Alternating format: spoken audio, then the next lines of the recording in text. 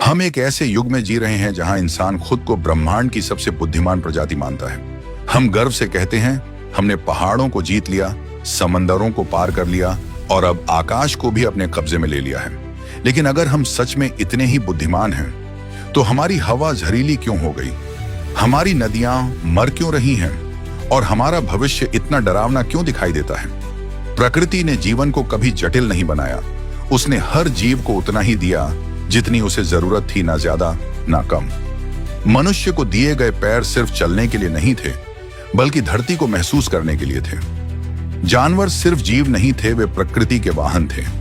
ऐसे वाहन जो ईंधन नहीं खाते थे, धुआं नहीं छोड़ते थे और किसी की जान नहीं लेते थे।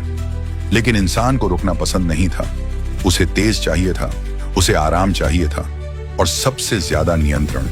उसने मशीनें बनाई, फिर मशीनों के लिए जंगल काटे, पहाड़ तोड़े और धरती की छाती चीर दी और इस सब को एक नाम दे दिया गया, विकास। जहां कभी मिट्टी सांस लेती थी, वहां अब कंक्रीट सांस रोकता है। जहां बारिश जमीन में उतरती थी, वहां अब पानी बहकर नालियों में चला जाता है। हमने शहर बनाए, लेकिन इंसानों के रहने के लिए नहीं, मशीनों के चलने के लिए। और फिर हैरानी जताई कि शहरों में गर्मी क्यों बढ़ रही है। ज्यादा फसल पाने के लालच में हमने खेतों में जहर डालना शुरू किया। कीट मरे, लेकिन उनके साथ मरे हुए पक्षी भी, जो प्रकृति का संतुलन बनाए रखते थे। पक्षी मरे तो कीट और बढ़े और फिर इंसान ने कहा और जहर चाहिए। यह एक ऐसा चक्र बन गया जिसमें जीत किसी की नहीं थी। जहां बारिश अपने आप होती थी, वहां जंगल काट दिए गए और जब बारिश रुक गई तो हमने कहा हम बादल बनाएंगे। लेकिन क्या हम भूल गए कि बादल भी आदेश नहीं मानते, वे संतुलन मानते हैं। जब धरती कम पड़ने लगी तो इंसान अंतरिक्ष की ओर बढ़ा। हजारों उपग्रह छोड़े गए, लाखों टुकड़े वहीं घूमते रह गए। अब अंतरिक्ष भी हमारी लापरवाही का चक्कर काट रहा है।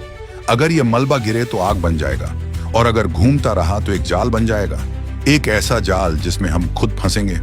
शायद आने वाले समय में मशीनें सब कुछ करेंगी, घर चलाएंगी, शहर चलाएंगी, शायद इंसान को भी चलाएंगी, लेकिन इंसान सांस लेने के लिए पैसे देगा।